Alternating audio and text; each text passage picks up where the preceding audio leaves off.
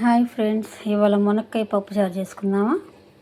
అదిగోండి, పప్పు ఉడకబెట్టుకొని అలా పక్కన పెట్టుకున్నాను. నెక్స్ట్ మునక్కాయలు ఒక చిన్న బాండీ పెట్టుకొని కొంచెం వాటర్ యాడ్ చేసుకొని సాల్ట్ యాడ్ చేసి కొంచెం హాఫ్ బౌల్ చేసుకోవాలి ఫ్రెండ్స్. ఓకే ఫ్రెండ్స్, ఈలోపు పప్పు ఎనుపుకొని పోపు దినుసులు అవన్నీ రెడీ చేసుకుందాము ఫ్రెండ్స్. మునక్కాయ పప్పు చారు అంటే ఇష్టం ఉన్న వాళ్ళు ఎవరు? ప్రతి ఒక్కరు లైక్ చేయండి ఫ్రెండ్స్. మునక్కాయ పప్పు చారు అంటే ఇష్టం లేని వాళ్ళు ఎవరున్నారు ఫ్రెండ్స్? చిన్న పిల్లలతో సహా అందరూ తింటారు. ఈలోపు పప్పు ఎనుపుకుందామా? మునక్కాయ పప్పు అంటే ఇష్టం ఉన్న వాళ్ళు లైక్ చేసి సబ్స్క్రైబ్ చేసి నన్ను సపోర్ట్ చేస్తానని కోరుకుంటున్నాను ఫ్రెండ్స్. పప్పు మెత్తగా ఎనుపుకుందామా? ఎనుపుకొని ఇప్పుడు పోపు పెట్టుకోవాలి ఫ్రెండ్స్. పప్పు బాగా ఇలా మెత్తగా వెనుపుకొని తగినంత సరిపడిన నీళ్లు పోసుకోవాలి ఫ్రెండ్స్. మీ రుచికి సరిపడినంత వరకు నీళ్లు పోసుకోవాలి ఫ్రెండ్స్. పప్పు చారు అంటే కొంచెం పలచగానే ఉండాలి కదా ఫ్రెండ్స్. చింతపండు ముందుగానే కొంతసేపు నానబెట్టుకోవాలి ఫ్రెండ్స్. నేను ఒక 10 minutes ముందుగానే నానబెట్టాను, ఎందుకంటే త్వరగా అవ్వాలి కదా ఫ్రెండ్స్. ఇలా టమాటాలు, పచ్చిమిర్చి, ఆనియన్స్ అన్నీ కోసి ఒక పక్కన పెట్టుకోవాలి. చింతపండు బాగా మెత్తగా చూడండి ఎంత స్మాష్ అయిపోయిందో. ఒక 10 minutes ముందు నానబెట్టి బాగా మెత్తగా పిసికి లోన ఉన్న గింజలు, తోళ్ళు, ఈరెలు అన్నీ తీసేయాలి ఫ్రెండ్స్. తీసివేసి దీన్ని పోపు పెట్టుకొని తాలింపులో పోసుకోవాలి. అసలైన ప్రాసెస్ అంతా ఇక్కడే జరిగిద్ది ఫ్రెండ్స్. మునక్కాయ పప్పు చారుకి ఆ ఫ్లేవర్ ఎందుకు వచ్చిందంటే ఇక్కడ నుంచే. అసలైన మెయిన్ ప్రాసెస్ అంతా ఇక్కడే, పోపులో తాలింపు వేసుకునే దాంట్లోనే ఉంటుంది ఫ్రెండ్స్.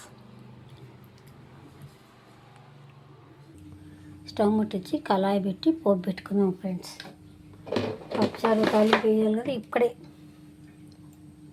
అసలైన ప్రాసెస్ అంతా. కొంచెం తాలింపుకు ఎక్కువగానే నూనె పట్టింది ఫ్రెండ్స్. 2 చిన్నులపాయలు దించి అలా పోపులో వేసుకున్నాం ఫ్రెండ్స్. ఎంత కమ్మగా ఉంటుందో తెలుసా? పోపులో చిన్నులపాయలు దంచేస్తే ఈ పప్పుకు మెయిన్ వచ్చే ఫ్లేవర్ అంతా చిన్నులపాయ కాడనే ఫ్రెండ్స్. అలా 4 చిన్నులపాయ రబ్బలు దంచి పోపులో పెట్టుకున్నాం ఫ్రెండ్స్. అదే ఎండుమిర్చి,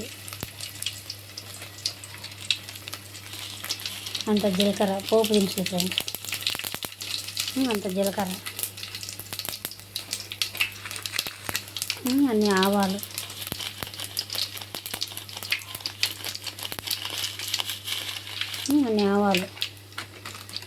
చిటికెడు పసుపు. ఆల్రెడీ మనం పసుపు చప్పిడి పప్పులో వేసుకున్నాము, కానీ మళ్ళీ ఇంకొంచెం వేసుకుంటే బాగుంటుంది ఫ్రెండ్స్.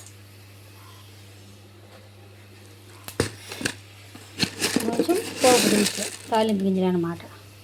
పచ్చెనగపాయలు, మినపకాయలు అన్నీ కలిపి పోపు దినుసులు, కొంచెం కరివేపాకు.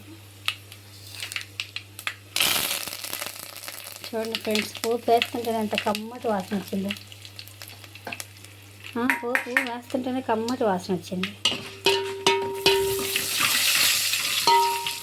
మరి ఇప్పుడు ఇందులోకి పులుసు వేసుకోవాలి ఫ్రెండ్స్.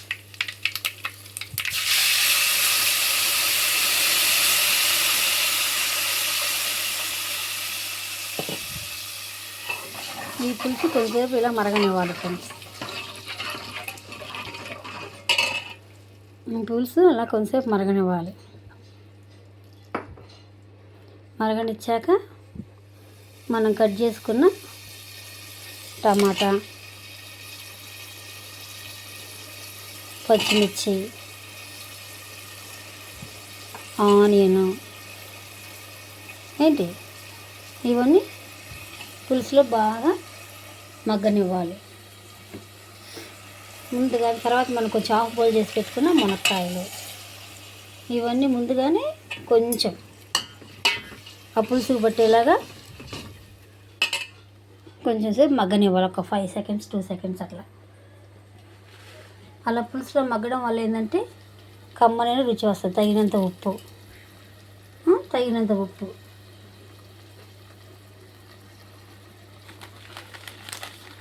ఓకే ఫ్రెండ్స్, నా ఛానల్ని ఇష్టపడే వాళ్ళు నాకు ఒక లైక్ చేయాలని కోరుకుంటున్నాను friends. Please subscribe me, please like me. Please friends, చూస్తున్నారు కానీ లైక్స్ ఎవరు ఇవ్వట్లేదు ఫ్రెండ్స్. ఎంతో కష్టపడి చేస్తున్నాను ఫ్రెండ్స్ వీడియోస్. ఒక చేతితో పట్టుకొని ఒక చేతితోటి కలయి పెట్టుకుంటా. ఈ మునక్కాయ పప్పుచారు అంటే మా బాబుకి ఎంతో ఇష్టం ఫ్రెండ్స్. ఈ మునక్కాయ పప్పుచారు అంటే మా బాబుకి చాలా ఇష్టం. పప్పుచారు ఉంటే చాలు, వాడికి ఇంకేం వద్దు. పప్పుచారు నెయ్యి ఉంటే చాలు. ఎక్కువ శాతం కారం పచ్చిమిరకాయల్లోనే ఎక్కువ కోసేసుకోవాలి ఫ్రెండ్స్. కారం వేయకుండా ఉంటేనే బాగుంటుంది. ఎందుకంటే మనం ఆల్రెడీ పచ్చిమిరకాయలు వేసేస్తున్నాం కదా. అయిపోయింది, మీ రుచికి సరిపడా అలా. పప్పు ఇందాక స్మాష్ చేసి పెట్టుకున్నాం కదా ఫ్రెండ్స్, ఆ పప్పులో కొంచెం వాటర్ యాడ్ చేసి ఇదండి బాగా తెల్లనివ్వాలి. కాదు మేము కొంచెం కారం తింటామంటే కొంచెం ఎండు కారం వేసుకోవచ్చు. అట్లా నేను కూడా కొంచెం కారం వేస్తాను, లేకపోతే మా వారు ఇష్టపడరు.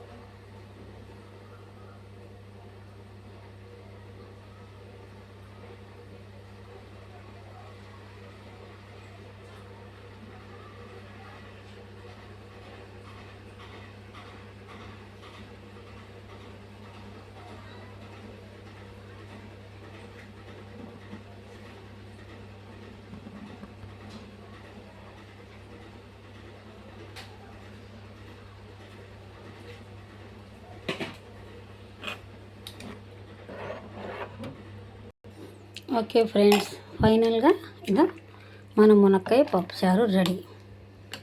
ఎంతో టేస్టీ అయిన మునక్కాయ పప్పుచారు రెడీ. ఈలోపు కొంచెం డస్ట్బిన్ వస్తే బయటికి వెళ్ళొచ్చా ఫ్రెండ్స్, ఏమనుకోగాకండి. Please like me and support me, subscribe me friends. My channel name is Gudipati Pushpa, village logos. Okay friends, bye friends.